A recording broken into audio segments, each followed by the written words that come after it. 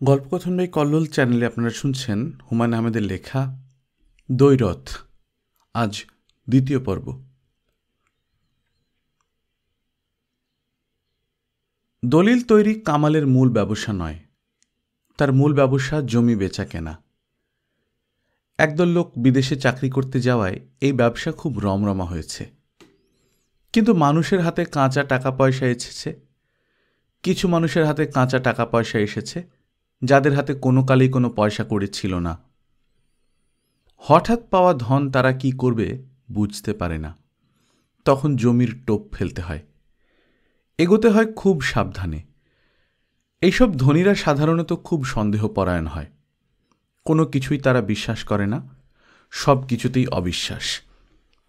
পাকা দলিল দেখেও বলে দলিলটা তো নকল। তাদের ঘায়েল করতে হয় তাদের নিজেদের অস্ত্রে। যেমন গত মাসে কামাল একটা কেস করল। পার্টির বাসা নূরজাহান রোডে, ছোট ভাই কাজ করছে বিদেশে, টাকা পয়সা ভালোই পাঠাচ্ছে। খোঁজ খবর আগে থেকে ভালো মতো নিয়ে কামাল উপস্থিত হলো, হাতে ব্রিফকেস, চোখে চশমা। বড় ভাই দরজা খুলে খুব সন্দেহজনকভাবে তাকাতে লাগল। কামাল বলল, ভাই আমার নাম কামাল, শুনলাম জমি কিনতে চান, সেই জন্যে আসলাম। বড় ভাই মুখ লম্বা করে দিয়ে বলল, কার কাছে শুনলেন? সেটা দিয়ে তো ভাই আপনার দরকার নেই, কিনবেন কি কিনবেন না সেটা দিয়ে কথা। যদি বলেন না তাহলে বিরক্ত করব না, চলে যাব। আর যদি বলেন হ্যাঁ তাহলে বসবো, কথা হবে। সন্দেহপ্রবণ লোকেরা সোজাসুজি কথায় সাধারণত একটু ঘাবড়ে যায়, কারণ এরা সারা জীবনেও সোজাসুজি কথা বলে না। বড় ভাই বললেন, জমি কোথায়? সারা ঢাকা শহর জুড়ে আমার জমি নাই, এক জায়গাতেই আছে, 3 বিঘা জমি, সাভারের নয়নপুরে। এত দূরে জমি কিনব না। ঠিক আছে, না কিনলে আর কি করা। নেন ভাই, একটা সিগারেট নেন। কামাল সস্তা ধরনের একটা সিগারেট বের করে। সন্দেহপ্রবণ লোকেদের দামি সিগারেট দেওয়া যায় না, দামি সিগারেট দিলেই ভাবে কোনো একটা মতলব এসেছে। বড় ভাই সিগারেট নেবেন জানা কথা, বিনা পয়সার কোনো জিনিস এরা ছাড়ে না। কামাল নিজের মনেই বলে, সবাই জমি কিনতে চায় ঢাকা শহরে, দূরে কেউ যাবে না। ঢাকা শহরে কি জমি আছে যে কেউ কিনবে? বিনা ঝামেলা একটা প্লট কেউ বার করুক দেখি ঢাকা শহরে। যদি বার করতে পারে আমি কান কেটে ফেলে রেখে দেব। জমি কেনার পর মিউটেশন করতে গেলে দেখা যাবে আরেক পার্টির কাছে জমি বিক্রি করা। এরপর বের হয় থার্ড পার্টি। এই থার্ড পার্টি জমি দখল করে বসে থাকে, মামলা ঠুকে দেয়, রাইট অফ পজেশন।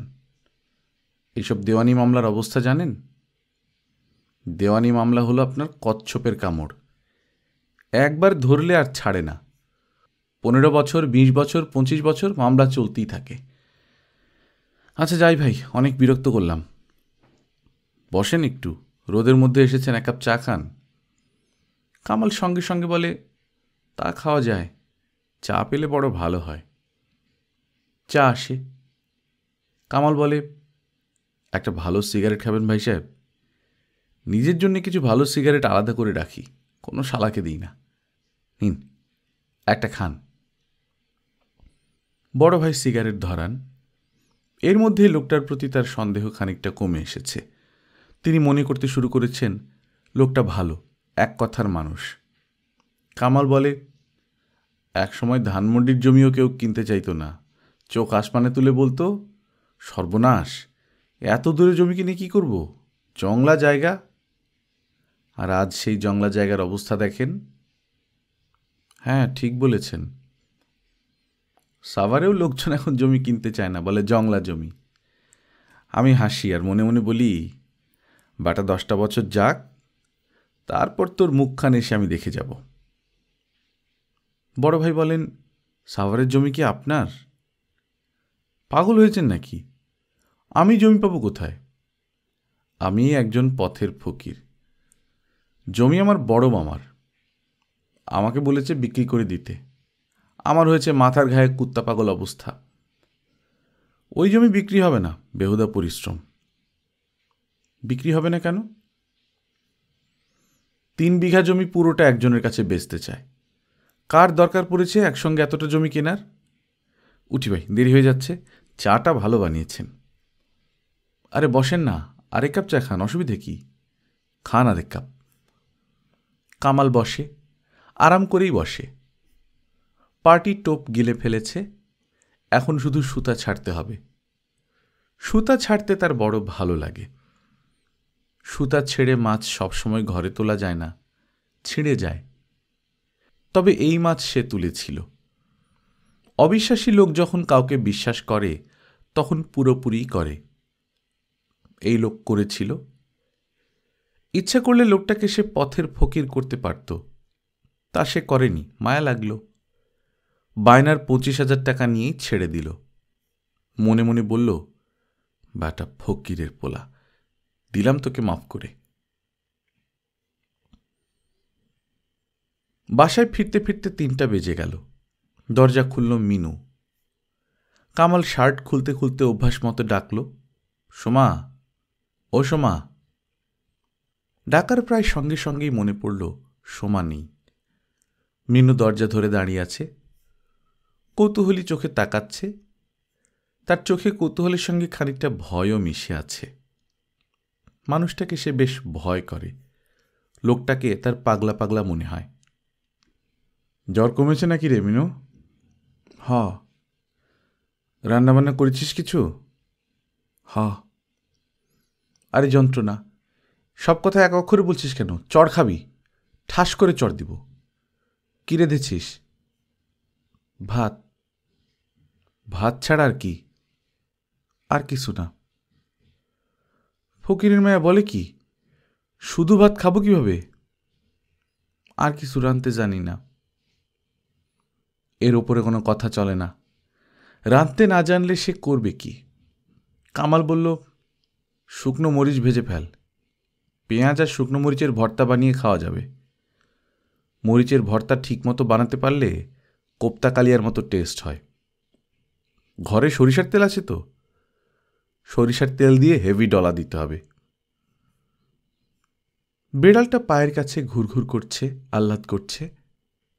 কামাল নিচু হয়ে বিড়ালটাকে খানিকক্ষণ আদর করল। আদর খেয়ে সে একেবারে গলে যাচ্ছে। কি করবে বুঝতে পারছে না। লাফালাফি, ঝাঁপাঝাঁপি। আদর সবাই বোঝে, শুধু মানুষ বোঝে না। মানুষ হচ্ছে বিচিত্র চিড়িয়া। সে আদর সোহাগ বোঝে না। রাগটা বোঝে, ঘৃণা বোঝে। শালার মানুষ। মিনু, জি? বিড়ালটারে দুধ দিছিলি? না। না কি রে হারামজাদি, এমন চট দিব? দুধ কেমনে বানাইতে হয় জানি না। কামাল রাগ সামলে নিল। যে দুধ বানাতেই জানে না তাকে দুধ না বানানোর জন্য চট দেওয়া যায় না। সময় মেয়েটাকে দেখি কিছুই শেখায়নি, একেবারে অকর্মধারী করে রেখেছে।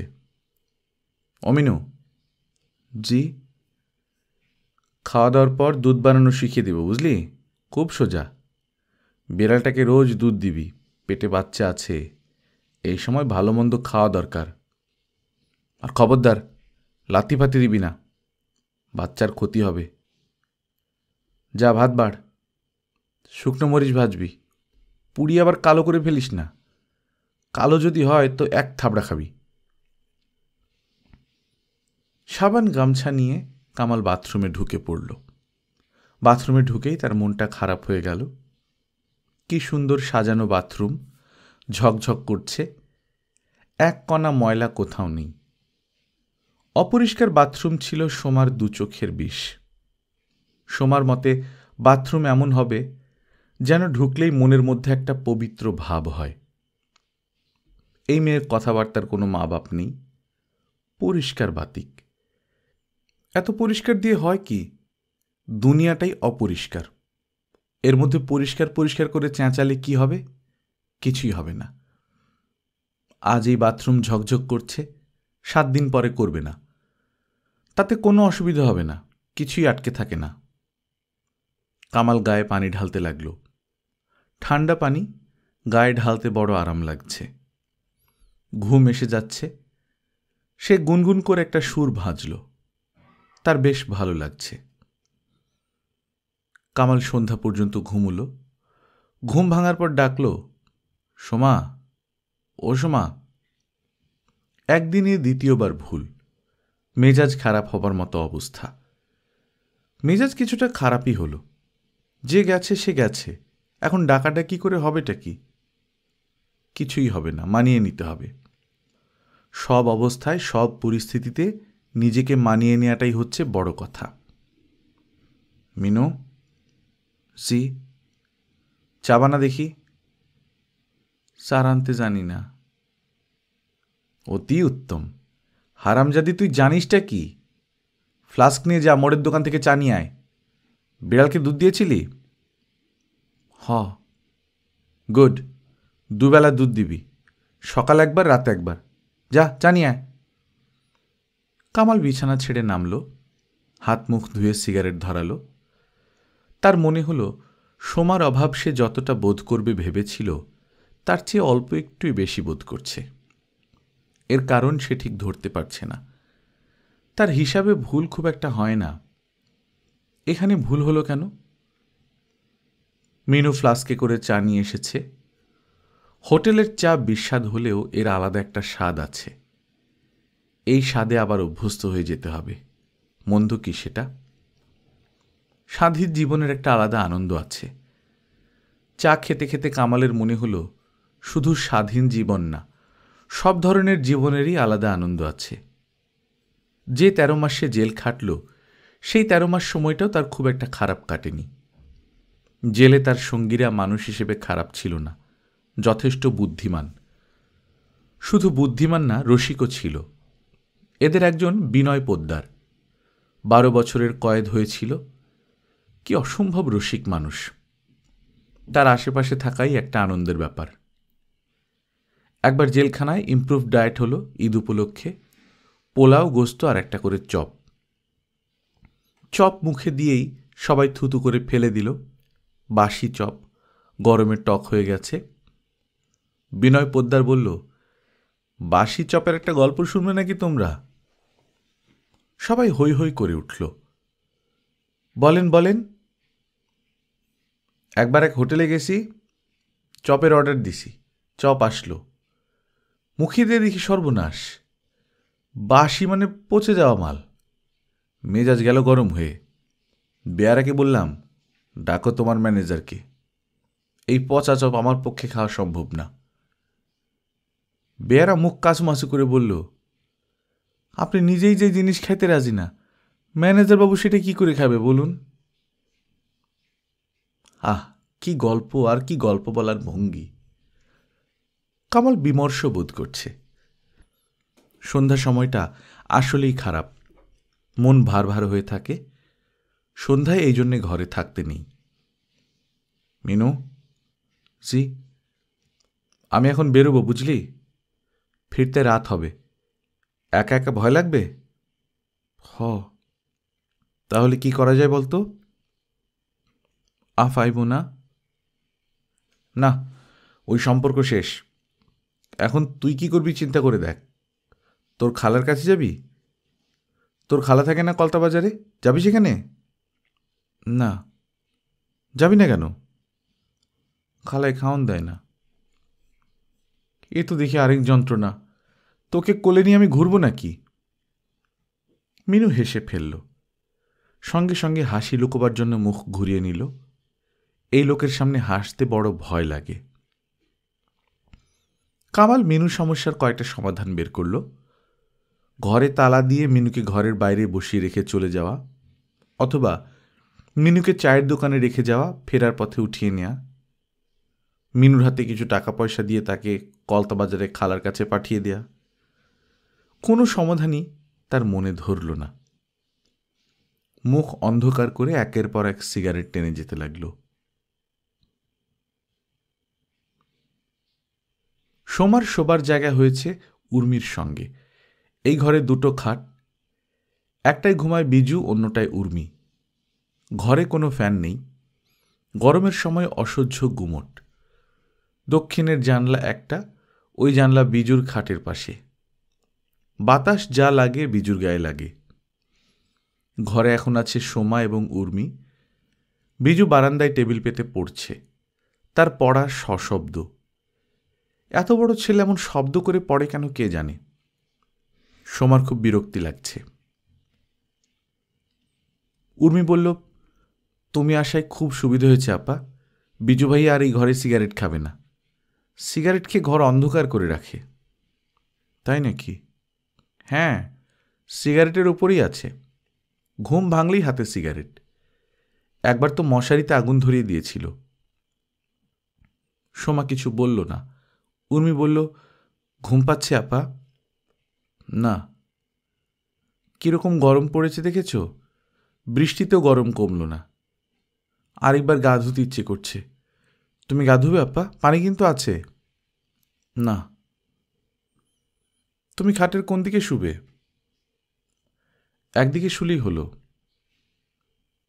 ওই বাড়িতে কোন দিকে শুতে? প্রশ্নটা করেই উর্মি লজ্জা পেয়ে গেল। তার মনে হলো প্রশ্নটা করা অনুচিত হয়েছে। ওই প্রসঙ্গে এখন কোনো কথাই আর বলা উচিত না। যদিও তার অনেক জানতে ইচ্ছা করছে, কেন এমন হলো। মানুষটা খারাপ এটা সে জানে, কিন্তু কতটুকু খারাপ, কেমন খারাপ আপাকে কি জিজ্ঞেস করা যাবে? আজই জিজ্ঞেস করবে নাকি কিছুদিন পর? সোমা বলল, বাবার রোজগার কেমন উর্মি? ভালো না। এলএমএফ ডাক্তারদের কাছে ঢাকা শহরে কেউ আসে? সব যায় স্পেশালিস্টদের কাছে। বাবা অবশ্য রোজ ইয়াং ফার্মেসিতে বসে। ওরা মাসে মাসে কিছু টাকা দেয়, রোগী কিছু হয়, সংসার তো চলছে। সোমা সহজ গলায় বলল, খুব ভালো চলছে বলে তো মনে হয় না। তা চলছে না, চলবে কোত্থেকে? প্র্যাকটিস নেই। তাছাড়া আমার মনে হয় আপা বাবা ডাক্তারিটাও ভালো জানে না। আমার একবার অসুখ হলো, বাবার সমানে অ্যান্টিবায়োটিক খাওয়াচ্ছে। শেষে দেখা গেল টাইফয়েড। এদিকে অ্যান্টিবায়োটিক খেয়ে আমার চুল উঠে গেল। চুল কোথায় উঠল? মাথা ভর্তি তো চুল। বাতি নিভিয়ে দি আপা। বাতি নিভালে ঘরটা একটু ঠান্ডা লাগবে। উর্মি বাতি নিভিয়ে দিল। ঘর অবশ্য পুরোপুরি অন্ধকার হল না। বিজুর পড়া শেষ হয়েছে। সে এক নাগারে বেশিক্ষণ পড়তে পারে না, ঘুম ধরে যায়। তখন পানির ঝাপটা দিতে হয়, একটা সিগারেট ধরিয়ে চা খেতে হয়। তার জন্যে ফ্লাস্কে চা বানানো থাকে। বিজু ফ্লাস্ক থেকে চা ঢেলে বাইরের বারান্দায় চলে গেল। একটা সিগারেট ধরিয়ে চা খাবে। সিগারেট ধরানোর প্রায় সঙ্গে সঙ্গেই সময় এলো বারান্দায়। বিজু সিগারেট নিয়ে খানিকক্ষণ ইতস্তত করল, ফেলে দেবে না রাখবে। শেষ পর্যন্ত রেখে দেয়াই স্থির করল। এতটুকু একটা বাড়ি, এর মধ্যে যদি তিনজনের সামনে সিগারেট খাওয়া বন্ধ রাখতে হয়, তাহলে তো বিরাট যন্ত্রণা। বিজু বলল, এখনো ঘুমাওনি আপা? শুয়ে পড়ো। তুই কখন শুবি? আমার দেরি আছে, 1:30-2টার আগে ঘুমাতে যাই না। এতক্ষণ কি করিস? পড়াশোনা? হ্যাঁ। ভালোই তো। আগের মতো রেজাল্ট করতে পারলে তো খুবই আনন্দের ব্যাপার হবে। ওইসব হবে না, কিছুই মনে থাকে না, যা পড়ি সব ভুলে যাই। আপা, তুমি শুয়ে পড়ো। এক কাজ করো, আমার বিছানায় শো। দুজনে এক খাটে ঘুমোতে পারবে না। আমি বারান্দায় পাটি পেতে শোবো। এক্সট্রা মশারি আছে, অসুবিধা হবে না। রাতে বৃষ্টি টিষ্টি হয় যদি? কোনো অসুবিধা নেই, 2-1 ফোঁটা বৃষ্টিতে বিজুর কিছু হয় না। সোমা দাঁড়িয়েই রইল। তার ঘুম পাচ্ছে, কিন্তু ওই অসহ্য গরমে ঘরের ভেতর শুতে ইচ্ছা করছে না। বারান্দার চেয়ারে এসে বসল। মৃদুস্বরে ডাকল, বিজু। কি আপা? তুই কি ওর সঙ্গে ঝগড়া করেছিলি নাকি? কার সঙ্গে? সোমা কিছুক্ষণ ইতস্তত করে বলল, তোর দুলাভাইয়ের কথা বলছি। ঝগড়া করেছিলি? বিজু তিক্ত গলায় বলল, কি আশ্চর্য, দুলাভাই শব্দটা তুমি ব্যবহার করলে কেন? ওই লোকের কথা যদি এখন থেকে উঠে, তুমি সোজাসুজি কামাল বলবে, নো দুলাভাই বিজনেস। তুই কিন্তু আমার কথার জবাব দিসনি। ঝগড়া করেছিলি? হ্যাঁ, লোকজন ছিল, নয়তো চড় দিয়ে শালার দাঁত খুলে দিতাম। এসব কি বলছিস? তুমি বা উল্টা কথা বলছো কেন? ওই শালাকে আমি কোলে নিয়ে চুবু খাবো নাকি? সাপের যেভাবে খোলস ছাড়ায় ওই ব্যাটার আমি চামড়া খুলে নেব। তোর এত রাগ কেন রে? তোর সঙ্গে তো কিছু হয়নি। রাগ যদি কারো হবার হয় সেটা আমার হবে। তোমার হবে না। তোমার মধ্যে রাগ বলে কিছু নেই। থাকলে এতদিন ওই লোকটার সঙ্গে থাকতে পারতে না। তোর কাছে আমার একটা অনুরোধ, বুঝলি বিজু? রাস্তায় যদি কখনো ওর সঙ্গে দেখা হয় তাহলে হইচই করবি না। বিজু চুপ করে রইল। তার খুব রাগ লাগছে। এসব আপা কি বলছে? সোমা বলল, সব তো চুকে বুকে গেছে, আর হইচই কেন, তাই না? আচ্ছা ঠিক আছে, যাও, আর হইচই করবো না। তুমি এখন ঘুমোতে যাও। আমার বিছানায় ঘুমিও। 2-1 দিনের মধ্যে ফ্যানের ব্যবস্থা করব, তখন আরাম হবে। সোমা আবার তার ঘরে ঢুকল। কিচ্ছু ভালো লাগছে না, অস্থির অস্থির লাগছে। উর্মি বলল, আপা ঘুমোবে না? সোমা জবাব দিল না। তার খুব ইচ্ছা করছে প্রফেসর সাহেবের কথা জিজ্ঞেস করতে। উর্মি তাতে কিছু মনে করবে কিনা কে জানে। মনে করার অবশ্য কিছু নেই, আর যদি মনে করে তাতেই বা কি। আপা, কি? এই বাড়িতে এসে তোমার কি খারাপ লাগছে? না, আমার নিজের খুবই ভালো লাগছে। এই বাড়িতে আমার গল্প করার কেউ নেই। তোমার সঙ্গে গল্প করতে পারবো। দোতলায় যারা থাকেন তাদের সঙ্গে যোগাযোগ নেই? না, বুড়ো মতো একটা ভদ্রলোক থাকেন, আর তার এক খালা না কি যেন সাথে থাকেন। আমি ওই বাড়িতে যাই না, চাচাদের বাসাতেও যাই না। আমার জীবন এই ঘরটার মধ্যেই কেটে যাচ্ছে আপা। সোমা চুপ করে রইল। পাশের ঘর থেকে চাপা অথচ রাগী গলা শোনা যাচ্ছে। সোমা বলল, এরকম করে কথা বলছে কে রে? বড় চাচা। বড় চাচা মাঝে মাঝে এরকম করে, মাথা গরম হয়ে যায় তখন এসব শুরু করে। তাই নাকি? হ্যাঁ, আমার মনে হয় বড় চাচা পাগল টাগল হয়ে যাচ্ছে। সোমা চুপ করে বড় চাচার কথাগুলো শুনতে চেষ্টা করল। তেমন কিছু বোঝা যায় না, তবে কেটে ফেলবো, পুঁতে ফেলবো, এইসব শব্দ কানে আসছে। উর্মির ঘরে নতুন ফ্যান লাগানো হচ্ছে। কড়ই গাছ বিক্রির টাকায় কেনা ফ্যান। বিজুর উৎসাহের সীমা নেই। যদিও নীল গেঞ্জি গায়ে একজন ইলেকট্রিশিয়ান আনা হয়েছে, তবুও পুরো কাজটা করল বিজু। কানেকশন দিয়ে সুইচ টিপল, ফ্যান ঘুরল না। ইলেকট্রিশিয়ান টেস্টার দিয়ে দেখে বলল, লাইন তো ভাইজান ঠিক আছে। উর্মি বলল, ফ্যান ঠিক আছে তো? দোকানে চালিয়ে দেখেছ?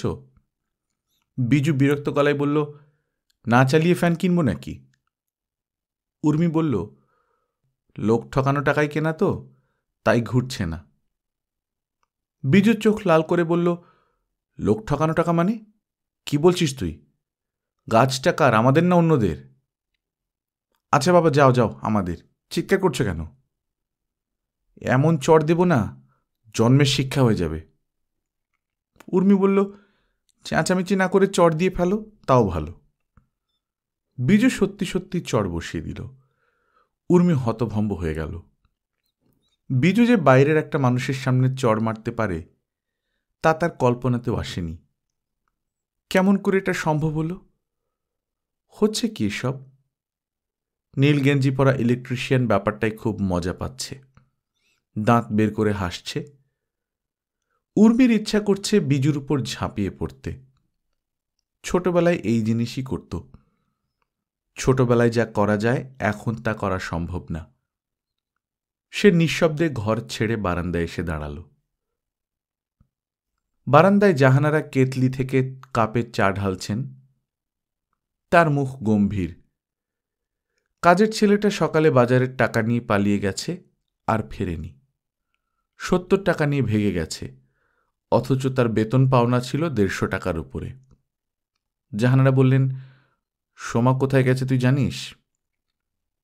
উর্মি জবাব দিল না। সে কান্না থামাবার প্রাণপণ চেষ্টা করছে। জাহানারা বলল, কথা বলছিস না কেন? সোমা কোথায় গেছে? জানি না। চাটা বিজুকে দিয়ায়। আমি পারবো না মা। জাহানারা কঠিন চোখে মেয়ের দিকে তাকিয়ে রইলেন। তার ফর্সা গাল রাগে লাল হয়ে উঠতে শুরু করেছে। তিনি তীক্ষ্ণ গলায় বললেন, কি বললি? কিচ্ছু বলিনি, দাও চা দাও, দিয়ে আসছি। উর্মি চায়ের কাপ বিজুর সামনে রেখে সহজ গলায় বলল, বিজু ভাইয়া, চায়ে চিনি হয়েছে কিনা দেখো। বিজু বলল, যা রহমানের জন্য চা নিয়ে আয়। দেখ, তাকিয়ে দেখ, প্রবলেম সলভ। ফ্যান ভন ভন করে ঘুরছে। উর্মি তাকালো। নীল রঙা ফ্যান ঘুরছে, ঘরে প্রচুর বাতাস, অথচ তার নিজের নিঃশ্বাস বন্ধ হয়ে আসছে। সে বারান্দার দিকে রওনা হল। রহমানের জন্য চা আনতে হবে, যে একটু আগে তাকে চড় খেতে দেখেছে। দেখে দাঁত বের করে হেসেছে। উর্মির চা ঢালছে। জাহানারা পাশের চেয়ারে ক্লান্ত ভঙ্গিতে বসে আছেন। তিনি বিরস মুখে বললেন, কার চা? রহমানের। রহমানটা কে? ইলেকট্রিশিয়ান। ইলেকট্রিশিয়ানকে আবার চা বিস্কিট খাওয়াতে হচ্ছে? সোমা কোথায় গেছে তুই জানিস না? না। কাউকে কিছু না বলে গেল কোথায়? উর্মি চা নিয়ে চলে গেল। বিজু এসে বলল, ফ্যান কেমন করে ঘুরছে দেখে যাও মা। বন বন বন বন, ঘরে বাতাসের ফ্ল্যাট হয়ে যাচ্ছে। জাহানারা বললেন, সোমা কোথায় গেছে জানিস? না। কাউকে কিছু না বলে কোথায় গেল? বিজু চিন্তিত গলায় বলল, কখন গেছে? দুপুর থেকে তো দেখছি না। মাই গড! দুজনের মনেই যে চিন্তা একসঙ্গে কাজ করল তা হল, আগের জায়গায় ফিরে যায়নি তো। কাউকে কিছু না বলে যাওয়ার অর্থ তো একটাই। বিজু বলল, একবার চট করে দেখে আসব প্রফেসরের বাসাটায় আছে কিনা। সন্ধ্যা পর্যন্ত অপেক্ষা কর, সন্ধ্যার মধ্যে যদি না ফিরে তখন না হয়। যদি দেখি ওইখানে আছে তখন কি করবে? জাহানারা কোনো জবাব দিল না। সোমা দূরে কোথাও যায়নি, গিয়েছে তার চাচার বাসায়। একসময় বড় চাচা সদরুদ্দিন তাকে খুব স্নেহ করতেন। ঈদে নিজের মেয়েদের জামার সঙ্গে বাড়তি একটা জামা কেনা হতো সোমার জন্যে। এক রাতের কথা সোমার পরিষ্কার মনে আছে। সে তখন ক্লাস 7-এ পড়ে। বড় চাচা থাকেন সোবহানবাগে। রাত 3টার দিকে হেঁটে হেঁটে সোবহানবাগ থেকে এখানে এসে উপস্থিত। তিনি সোমাকে নিয়ে একটা দুঃস্বপ্ন দেখেছেন। দুঃস্বপ্ন দেখে মনটা অস্থির হয়েছে, কাজেই খোঁজ নিতে এসেছেন। সময়ের সঙ্গে সঙ্গে মানুষ বদলায়। সোমার ধারণা, বড় চাচা অনেকখানি বদলেছেন, তবু কিছুটা টান এখনো নিশ্চয়ই অবশিষ্ট আছে, তা বোঝা যায়। কড়ই গাছ নিয়ে বিরাট একটা হইচই হতো। সোমা এ বাড়িতে উপস্থিত বলেই হয়নি। বড় চাচা চুপ করে গেছেন। সদরুদ্দিন সাহেব দুপুরে ঘুমের আয়োজন করছিলেন। সোমাকে ঢুকতে দেখে উঠে বসলেন। কোমল গলায় বললেন, আয় মা, আয়। বাসা খালি কেন বড় চাচা? চাচি কোথায়? ও তার ভাইয়ের বাড়িতে গেছে। ছোট মেয়েটাও গেছে। বাকি সব আছে, ওই ঘরে কি যেন করছে। আসবে, তুই এখানে বস খানিকক্ষণ। আপনি ঘুমোচ্ছেন ঘুমুন, আমি ওদের সঙ্গে গল্প করি। ঘুম টুম কিছু না, শুয়ে থাকি। বিরাট যন্ত্রণার মধ্যে আছি, এর মধ্যে ঘুম হয় না। কিসের যন্ত্রণা? আসছিস যখন সবই শুনবি। সবচেয়ে বড় যন্ত্রণা কি শুনবি? সংসার অচল, একটা পয়সা রোজগার নেই। তোর চাচি যায় ভাইদের কাছে, ওখান থেকে চেয়ে চিনতে কিছু আনে, ওই দিয়েই সংসার চলে। সোমা তাকিয়ে রইল। সদরুদ্দিন ক্লান্ত গলায় বললেন, মেয়েগুলো বড় হয়েছে, বিয়ে দেওয়া দরকার। একটা সম্বন্ধ আসে না, হাড় জিরজিরে শরীর। সম্বন্ধ আসবেই বা কেন? কোনো ছেলে চায় একটা কঙ্কাল বিয়ে করে বাড়িতে নিতে? সোমা চুপ করে রইল। সদরুদ্দিন বললেন, এমনিতে কঙ্কাল, কিন্তু তেজ আবার 16 আনার উপরে 2 আনা, 18 আনা। মান অপমানের যন্ত্রণায় কাছে যাওয়া যায় না। মান অপমান থাকা কি খারাপ চাচা? অবশ্যই খারাপ। ভিক্ষুকের আবার মান অপমান কি রে? ভিক্ষুক হচ্ছে ভিক্ষুক। কি যে বলেন চাচা? কি বলি মানে? আমার অবস্থা তো তুই জানিস। তোর চাচির ভাইয়েরা টাকা পয়সা দেওয়া বন্ধ করে দিলে রাস্তায় ভিক্ষে করতে বের হব। সত্যি বের হব, তুই নিজের চোখে দেখবি। চুপ করুন তো চাচা। সদরুদ্দিন খানিকক্ষণ চুপ করে রইলেন। তার ভাবভঙ্গি সোমার ভালো লাগল না। কেমন যেন অপ্রকৃতিস্থ চাউনি। চোখ দুটো বড় বেশি জ্বলজ্বল করছিল। সদরুদ্দিন বললেন, তোর খবর কিছু কিছু শুনলাম। তোর চাচি বলছিল, এসব কি সত্যি? কোন সব? চলে এসেছিস নাকি? কেন? সে অনেক কথা চাচা, বাদ দিন। বাদ দেব কেন? বল সব কথা। বলার মতো কিছু না। মারধর করতো নাকি? সেসব কিছু না। স্বভাব খুব খারাপ। আজে বাজে কাজ করে বেড়ায়। জেলে পর্যন্ত গেছে। কিছু কিছু তো নিশ্চয়ই জানেন। আগে নাকি একটা বিয়েও করেছিল। বাদ দিন চাচা। এইরকম একটা লোকের সঙ্গে তোর বিয়ে হলো কি করে? এইসব নিয়ে কথা বলতে ভালো লাগছে না চাচা। শয়তান শয়তান, চারদিকে শয়তান। মানুষের মুখোশ পড়া শয়তান, বুঝলি? চাচা, আমি ওই ঘরে যাই, দেখি তিথিমিথিরা কি করছে। কিছুই করছে না, তুই বস এখানে। চা খাবি? হ্যাঁ। দেখি চায়ের ব্যবস্থা আছে কিনা। দেখা যাবে চায়ের পাতা নাই, দুধ নাই, চিনি নাই। এই সংসারে আর থাকা যাবে না রে। সংসার আমার জন্য না। ও তিথি, তিথি, কানে শোনে না নাকি? তিথি এসে দাঁড়ালো, কিছু বলল না। তোর সোমাপাকে চা দে। খুটখাট শব্দ হচ্ছে কিসের? ক্যারাম খেলছি। এর মধ্যে ক্যারাম খেলাও চলছে? বাহ, ভালো, খুব ভালো। খেল, আরাম করে ফেল। সব গুটি গর্তে নিয়ে ফেলে দে। তিথি মুখ কালো করে চলে গেল। সোমা ছাড়া পেল সন্ধ্যার আগে আগে। সারাক্ষণ তাকে বড় চাচার পাশে বসে থাকতে হল। বড় চাচা ক্রমাগত কথা বলে গেলেন, যার বেশিরভাগই হচ্ছে হা হুতাশ।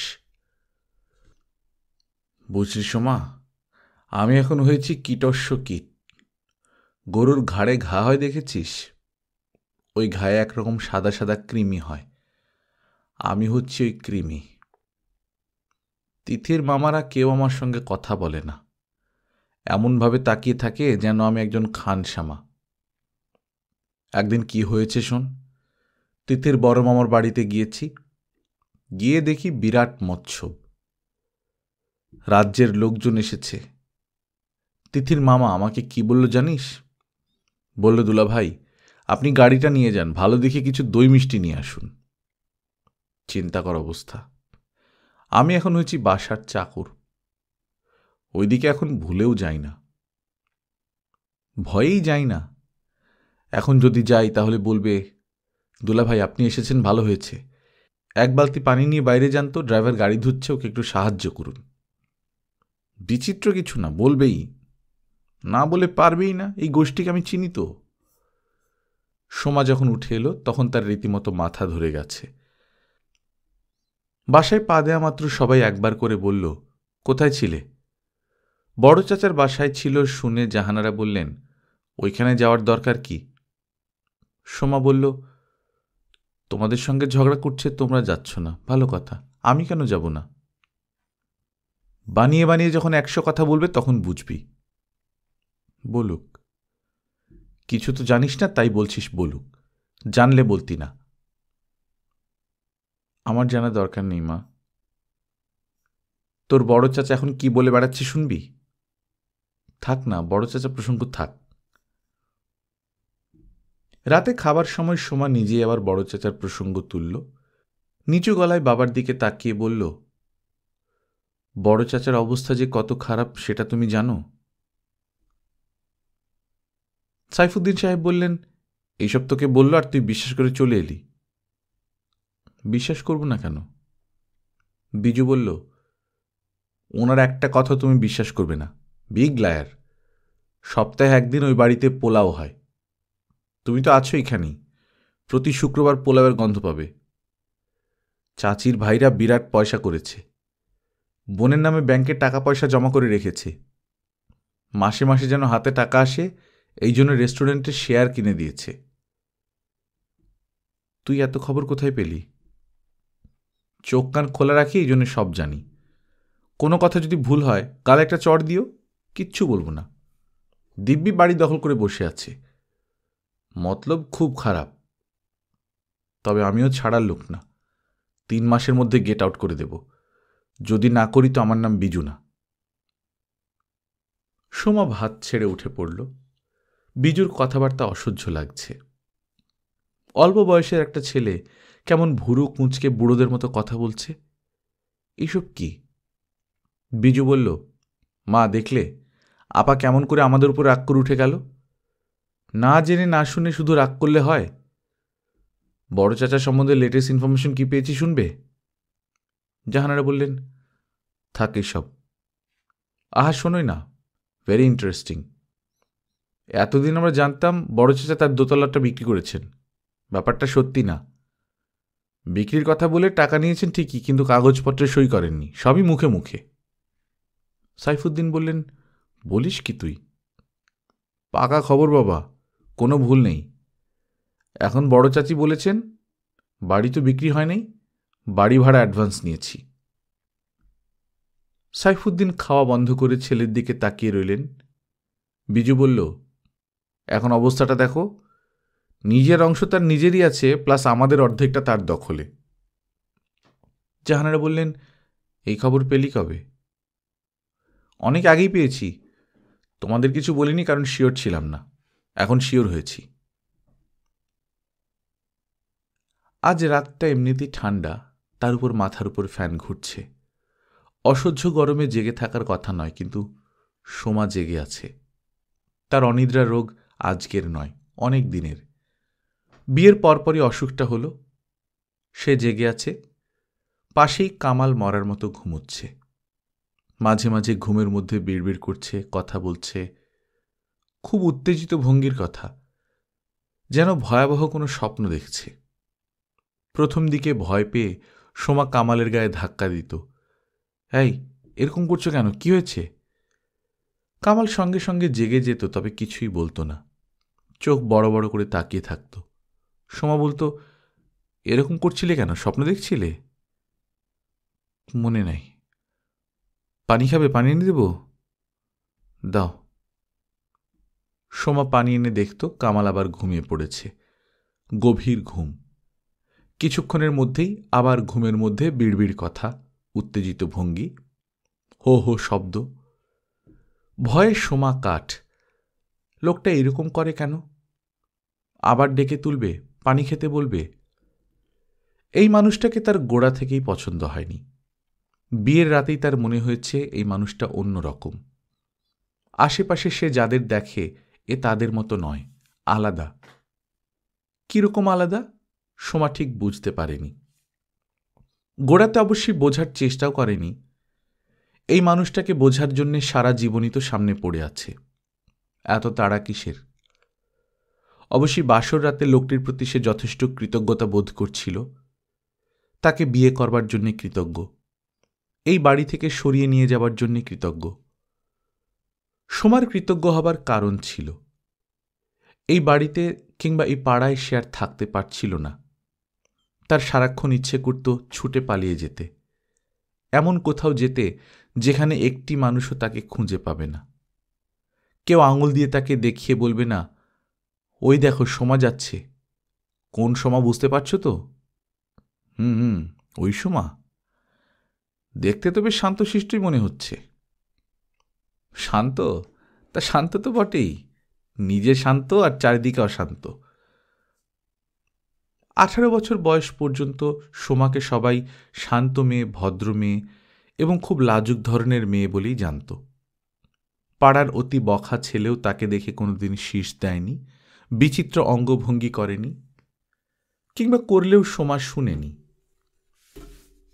সোমা রাস্তায় বেরোতো মাথা নিচু করে, এমনভাবে হাঁটত মনে হতো আশেপাশে কেউ নেই, সে যেন একা জনশূন্য পথে হেঁটে চলে যাচ্ছে।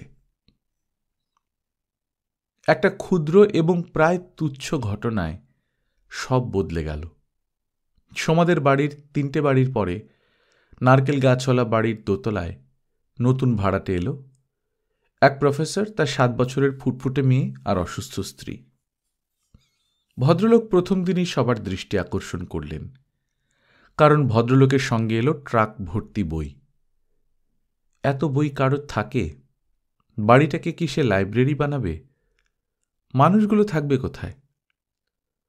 ভদ্রলোকের স্ত্রী এলেন অ্যাম্বুলেন্সে করে। এও এক রহস্য। অ্যাম্বুলেন্সে করে রোগীরা হাসপাতালে যায় এটাই জানা, অ্যাম্বুলেন্সে করে ভাড়া বাড়িতে থাকতে আসে এটা কারোর জানা ছিল না। এক দুপুরে সোমা ভদ্রমহিলাকে দেখতে গেল। মিষ্টি চেহারার একটা মেয়ে, প্যারালাইসিস হয়ে পড়ে আছে, সমস্ত শরীর শুকিয়ে কাঠি, অথচ মুখটা ভরাট, চোখ জলজল করছে। তার নাম অরুণা। তার স্বামী তাকে ডাকে অরু নামে এবং ডাকে খুব মিষ্টি করে। ভদ্রমহিলা সোমার সঙ্গে তেমন কোনো কথা বললেন না। কি নাম, কি পড়ো, বাসা কোথায়, এইটুকু জিজ্ঞেস করেই খুব সম্ভব ক্লান্ত হয়ে চোখ বন্ধ করে ফেললেন। ভদ্রমহিলার স্বামী অনেক কথা বললেন। তার নাম আশরাফ হোসেন, ফিলসফির অধ্যাপক। ভদ্রলোকের গলার স্বর মোটা, কথা বলার সময় চারদিক গম গম করে, তবে কথা বলার মাঝখানে মাঝখানে হঠাৎ তিনি থেমে যান এবং কেমন যেন বিষণ্ণ হয়ে পড়েন। আশরাফ সাহেব বললেন, তোমার নাম কি খুকি? সোমা লজ্জিত গলায় বলল, সোমা। বাহ, সুন্দর নাম তো, বলতে লজ্জা পাচ্ছ কেন? সোমবারে জন্ম নিশ্চয়ই। সোমবারে জন্ম হলে বাবা মারা নাম রাখে সোমা। তোমার কি সোমবারে জন্ম? জি। কি পড়ো? আইএসসি। বাহ, আমি আরো কম ভেবেছিলাম। এই বাচ্চা বাচ্চা মেয়েরা আজকাল উঁচু উঁচু ক্লাসে পড়ে। সোমা কিছু বলল না, কেন জানি তার লজ্জা কিছুতেই কাটছে না। তুমি কি গল্পের বই পড়ো সোমা? অল্প অল্প পড়ি। অল্প অল্প পড়বে কেন, অনেক বেশি বেশি পড়বে। বই যে মানুষের কত ভালো বন্ধু, এটা বই পড়ার অভ্যাস না হলে বুঝতে পারবে না। আমার কাছে অসংখ্য বই আছে, গল্প উপন্যাসই বেশি। এসো তোমাকে দেখাই। বইয়ের সংখ্যা, আলমারিতে সাজিয়ে রাখার কায়দা, ঘরের মাঝখানে পড়ার টেবিল, সব দেখে সোমা মুগ্ধ হয়ে গেল। সে অবাক হয়ে বলল, সব বই আপনি পড়েছেন? না না, অনেক বই আছে, পড়তে ভালো লাগেনি, 2-1 পাতা পড়ে রেখে দিয়েছি। এখন আগের মতো পড়ার সময়ও পাই না, শুধু কিনে যাচ্ছি। তোমার যদি কোনো বই পড়তে ইচ্ছে করে এখান থেকে নিয়ে যাবে। টেবিলের উপর যে লাল খাতাটা দেখছো, ওখানে নাম লিখবে, কি বই নিতে চাও তার নাম লিখবে, আর তারিখ দেবে। যেদিন ফেরত দেবে মনে করে ফেরত দেওয়ার তারিখও লিখে রাখবে। কি নেবে কোনো বই? সোমার বই নিতে ইচ্ছা করছিল না, তবু ভদ্রলোকের আগ্রহ দেখে মাথা নাড়ল। নিজে পছন্দ করে নেবে না আমি পছন্দ করে দেব? আপনি দিন। তোমার বয়সী মেয়েদের দারুণ ভালো লাগবে, পড়তে পড়তে কাঁদবে, এইরকম একটা বই তোমাকে দিচ্ছি। তবে একটা জিনিস খেয়াল রেখো সোমা, পাঠকের চোখ ভিজিয়ে দেয়া কিন্তু একটা বইয়ের উদ্দেশ্য হতে পারে না। যদি হয় তাহলে বুঝতে হবে বইটি নিম্নমানের। সোমা বই নিয়ে চলে এলো। বইটির নাম শোনো বরনারী, সুবোধ ঘোষের লেখা। একটা বই পড়েই সোমার বইয়ের নেশা ধরে গেল। বইটা সে 3 বার পড়ল এবং 3 বারই ফুঁপিয়ে কাঁদল। ওই বাড়ির ভদ্রলোককে তার মনে হতে লাগলো ডাক্তার হিমাদ্রি। হিমাদ্রির মতোই কেমন যেন বিষণ্ণ চেহারা ভদ্রলোকের। কথা বলতে বলতে তিনি হঠাৎ খেই হারিয়ে ফেলেন। এত ভালো লাগে দেখতে। 2 দিন পর পর সোমা বই আনতে যেত। বেশিরভাগ সময়ই ভদ্রলোকের সঙ্গে দেখা হতো না। সোমা বই নিয়ে খাতায় নাম লিখে চলে আসবার সময় খানিকক্ষণ তার স্ত্রীর সঙ্গে গল্প করত। ভদ্রমহিলা তেমন কিছু কথা বলতেন না, তাকিয়ে থাকতেন, তবে মাঝে মাঝে হুঁ হাঁ করে জবাব দিতেন। বেশিরভাগ কথাই বলতো সোমা। আজ আপনার শরীর কেমন? ভালো। আপনার গল্প বই পড়তে ইচ্ছে করে না? এক সময় করতো, এখন করে না। আপনার তো একটা হুইল চেয়ার আছে, হুইল চেয়ারে বসে এদিক ওদিক গেলে আপনার নিশ্চয়ই ভালো লাগবে। আমার ভালো লাগে না। আপনার মেয়েটা এ বাড়িতে বেশি থাকে না, তাই না? ও তার মামার বাড়ি থাকে, ওখানে ওর সমবয়সী অনেকেই আছে। আমি যে প্রায়ই এসে বই নিয়ে যাই, আপনি বিরক্ত হন না তো? না। ভদ্রলোকের সঙ্গে বেশিরভাগ সময় দেখা হতো ছুটির দিনে। দেখা হলে প্রথম যে কথাটা বলতেন তা হচ্ছে, তারপর সোমা, বইয়ের নেশা ধরিয়ে দিয়েছি, তাই না? হ্যাঁ। আফিংয়ের নেশার চেয়েও কড়া নেশা হচ্ছে বইয়ের নেশা। আফিংয়ের নেশা থেকে মুক্তি পাওয়া যায়, কিন্তু বইয়ের নেশা থেকে কোনো মুক্তি নেই। মুক্তি থাকবে না কেন? আপনি তো এখন আর পড়েন না, আপনার তো মুক্তি ঘটেছে। মোটেই না। এখনো কোনো বই হাতে নিলে শেষ না করে উঠতে পারি না, এই ভয়েই বই নিই না। বসো, তোমার সঙ্গে খানিক্ষণ গল্প করি। সোমা বসে। ভদ্রলোক বক্তৃতা দেওয়ার ভঙ্গিতে বলেন, আচ্ছা দেখি তোমার বুদ্ধি কেমন, বলো তো বই পড়তে মানুষের ভালো লাগে কেন? সোমা জবাব দিতে পারে না, চট করে কোনো জবাব মাথায় আসে না। আচ্ছা আরো সহজ করে বলছি, গান শুনলে মানুষের ভালো লাগে কেন? একটা সুন্দর ছবি দেখলে মানুষের ভালো লাগে কেন? আমি জানি না। জানি না কথাটা বলতে সোমার খুব লজ্জা করে। ভদ্রলোক তা বুঝতে পারেন। এত লজ্জিত হবার কিছু নেই, এখন থেকে চিন্তা করবে।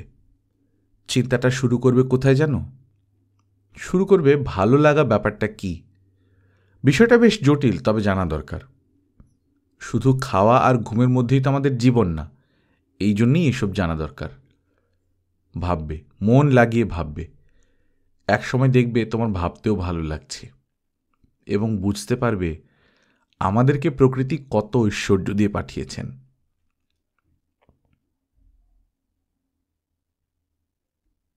গল্পকথন বাই কল্লোল চ্যানেলে আপনারা শুনছেন হুমায়ুন আহমেদের লেখা দ্বৈরথ, আজ দ্বিতীয় পর্ব। গল্পের এই পর্বে হুমায়ুন আহমেদ সুবোধ ঘোষের একটি বইয়ের কথা লিখেছেন, যেটা সোমা ধার নিয়ে গিয়েছিল প্রথম, শুনো বরনারী। এই গল্পটির অডিও বুক আমাদের চ্যানেলে আছে, আপনারা চাইলে শুনে দেখতে পারেন। আমরা নিয়মিত গল্প পাঠ করে শোনাচ্ছি। আপনারা যারা প্রথমবার মতো শুনছেন, কাইন্ডলি সাবস্ক্রাইব করে নেবেন। গল্প পাঠ ভালো লাগলে বন্ধুদের সঙ্গে শেয়ার করবেন। নিজে ভালো থাকবেন, আশপাশের লোকজনকে ভালো রাখবেন। টাটা।